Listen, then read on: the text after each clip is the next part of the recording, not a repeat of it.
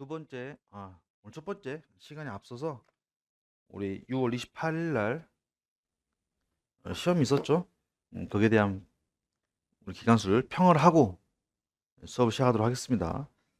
지금 25년 3분기 경장 특채 기간술인데 이번 시험 특징은 제 생각에는 제가 뭐 블로그에도 올려놨지만 전체 공채는 전국적으로 대부분 과랑 면제하면 합격이지 않을까. 예, 그 정도로 좀 시험이 어려웠던 것 같아요. 실제로는 엄청 어려운 건 아닌데 학생들이 느낄 때는 어렵게 느꼈을 가능성이 높다.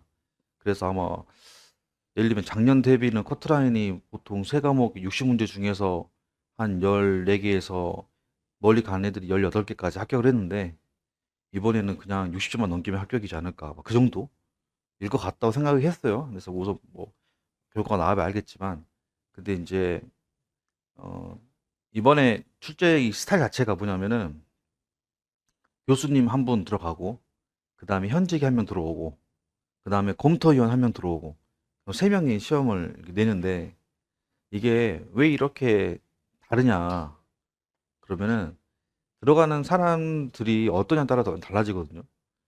원래는 검토위원은 이제까지 늘 이제 이 직전 시험에서 100점 맞았거나 95점 맞았던 그런 수경이 들어가서 검토를 해줘요. 그럼 교수나 현직들은 시험을 평상시에 출제하는 사람이 아니잖아요. 그러니까 감이 없을 거야, 당연히. 이 전문가가 아니니까. 근데 이제 와서 내다 보면 결국 누가 걸러주냐면 순경이 다 걸러줘요. 검토위원들이. 아, 이건 좀 그래요. 이건 그래요. 이거 너무 어려워요.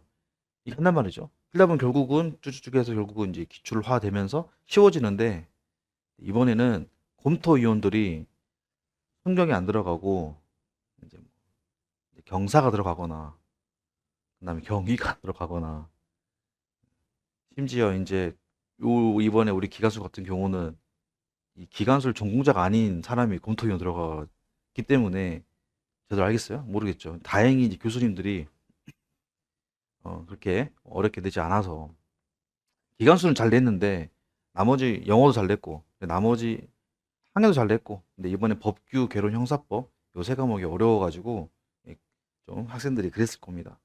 그래서 원래는 학과특채 경장도 커트라인이 작년 같은 경우는 10개, 11개 이러면 들어가거든요. 근데 제 생각에는 올해는 한 22개에서 25개까지 늘어날 것 같아요. 거의 2배. 기간 같은 경우는 작년에 뭐 한 17개 정도 커트였는데 올해는 30개 넘어가지 않을까. 뭐 그렇게 생각합니다. 근데 우리가 이제 다행히 이제 이전에 기간술 했던 우리 친구들 쭉 보니까 점수가 다 높아요, 대부분. 그러니까 다른 과목들은 다뭐 죽수 그럴 수도 있었는데 어려웠기 때문에 기간술도 나름 그 나름대로 어려웠지만 그래도 우리 요 기간 파트는 대부분 100점, 95, 90이 엄청 많더라고요.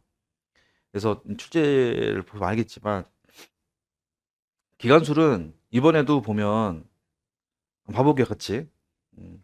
근데 이제 우리 오프라인 했던 사람들은 확실히 이 위주로 공부하고 당연히 기본서 꼼꼼하게 보고 하기 때문에 시험이 그렇게 어렵다고 느끼지 않았겠지만 기출 문제만 봤던 사람들은 막 100점 맞기 어려웠을 거고 80점, 75 이렇게 받지 않았을까 생각해요. 봐보세요. 이 20문제 나왔잖아요. 1번이 이제 발열량이 나왔어요. 처음으로. 기출 문제로서는 처음은 아니에요. 제가 요거를 어제 새벽까지 다 찾아봤거든요. 한 지문이 어디서 출제를 갖고 왔는지. 근데 제가 늘 강조드린 건 최근 3개년치가 제일 중요하다라고 말씀드리는데 제가 OT 때 말씀드렸지만 기출을 본다는 거는 기출 지문도 중요하지만 기출 주제가 뭐가 나왔는가가 중요하다 그랬잖아요.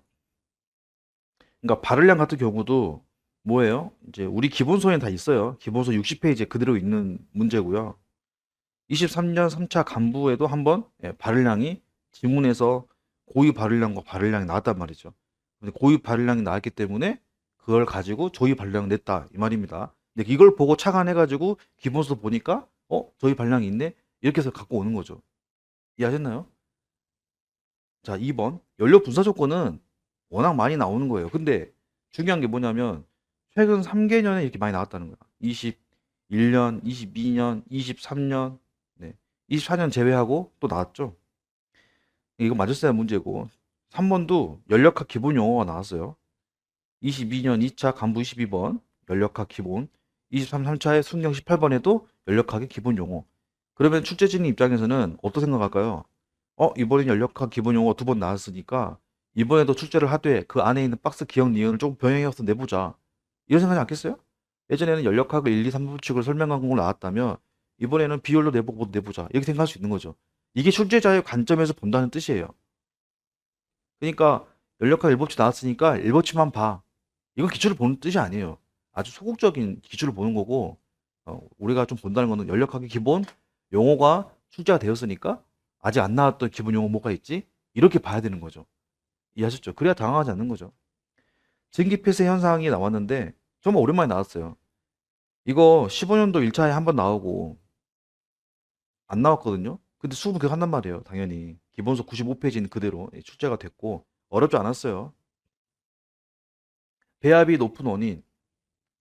우리가 배합이라고 하는 거는 어떤 배합이 높은 원인을 공부한 게 아니고 배합 자체를 공부하다 보면 배합을 배우게 돼요. 그럼 피스톤 배합이 뭐냐?